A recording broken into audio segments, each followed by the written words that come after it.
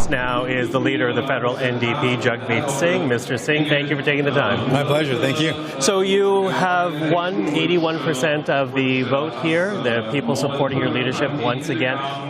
What type of obligation do you think that creates for you?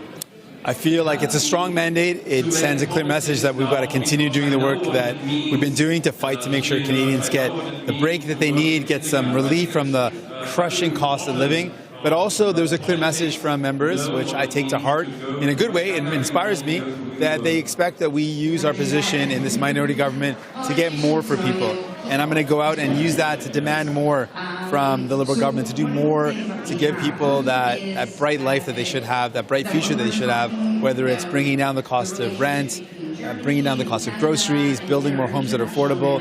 I've got to get out there and fight for more. Out there, fight for more. The one thing you didn't mention, though, is pharmacare. And, of course, that is the next big step in the supply and confidence agreement. As you know, Don Davies says the red line, as many here are saying, needs to be that it's a single-payer system that's introduced before the end of the year.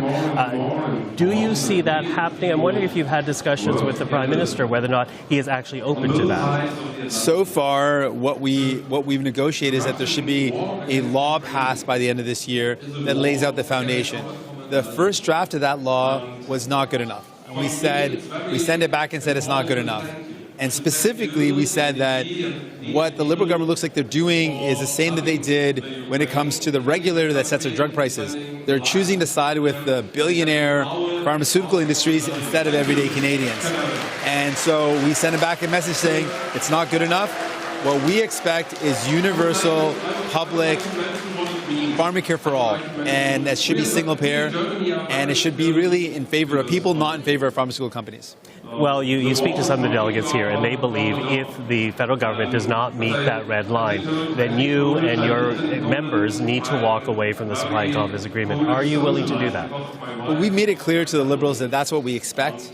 That's what the agreement says.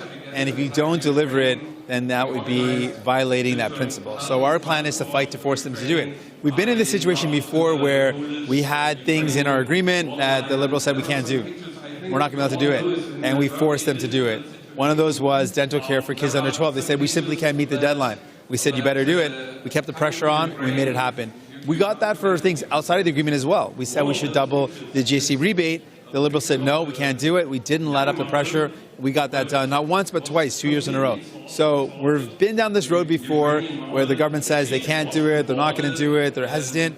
We've not given up, and we've won.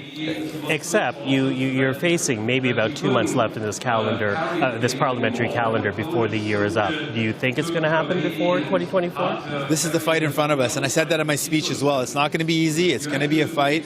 But like many of the things that we fought for, even though we have it written down, the Liberals still trying to find a way to weasel out of it. So this is another example of a fight that's in front of us.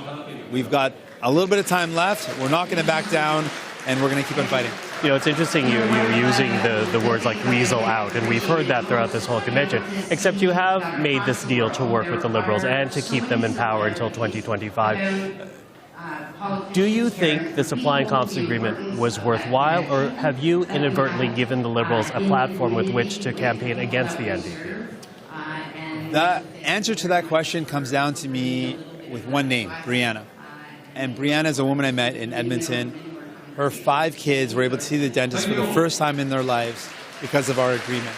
And that, to me, is the motivation. We got real results for Brianna and over 300,000 other families like hers who were able to get this support. So, yes, it's worth it. It's worth it to be able to give people dental care. It's worth it to make sure we've got, now as the law of the land, paid sick leave, to be able to move forward on legislation for childcare. These are concrete things we've been able to deliver, and those are really important for people. But there's more that we need to do. Does it matter to you that the NDP get credit for that, though, in the next election? Because there's some doubt whether or not your party will.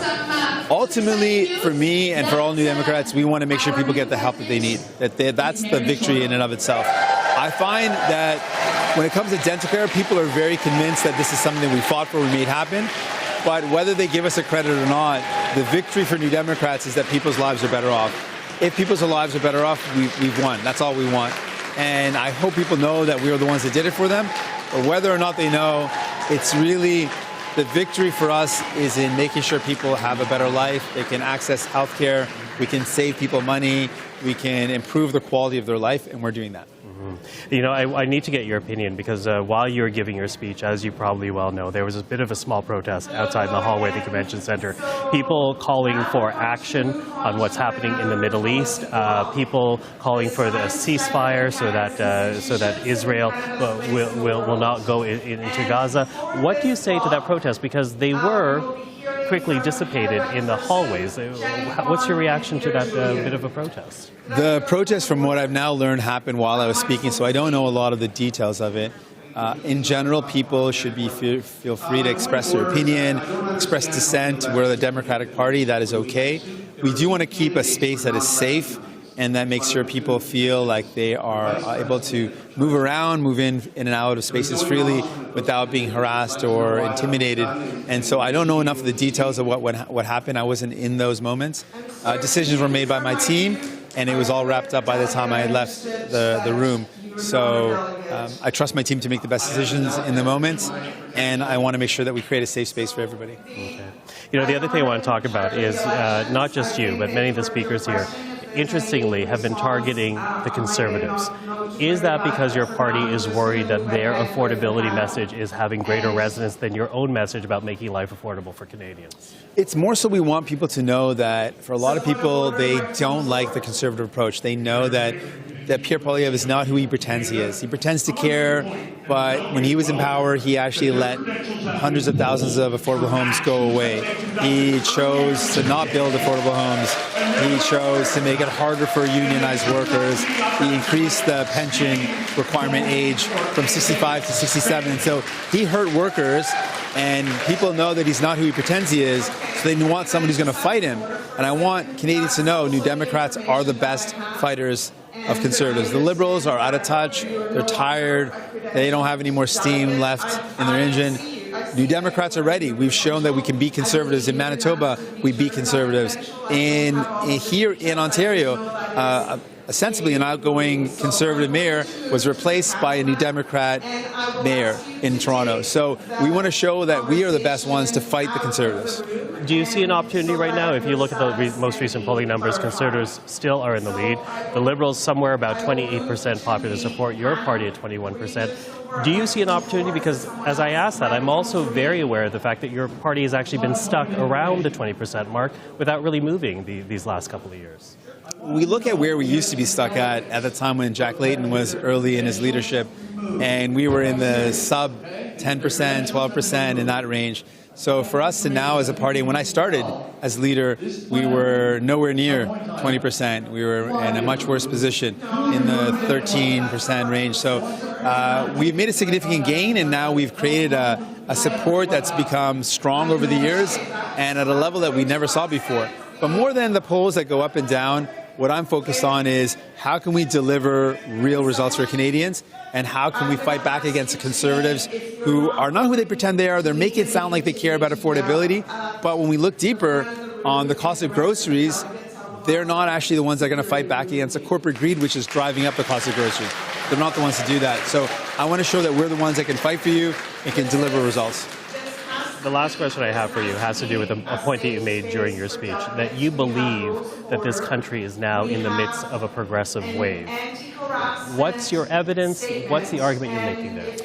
I made the case that New Democrats are fighting back and beating Conservatives. And I gave the example of Wab Kinew in Manitoba, fought and beat a Conservative government and replaced it with a New Democrat government.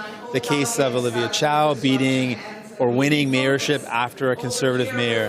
The fact that Marit Stiles here in Ontario fought back against Doug Ford and his Greenbelt sell-off and corruption, exposed that corruption and forced them to reverse that. That New Democrats are the ones that are fighting and beating Conservatives, and we've got a lot of examples of that. And I hope to add to that by showing New Democrats at the federal level can beat Conservatives and lift up people. Mr. Singh, thank you very much for the time, and congratulations on your convention. Thank you so much.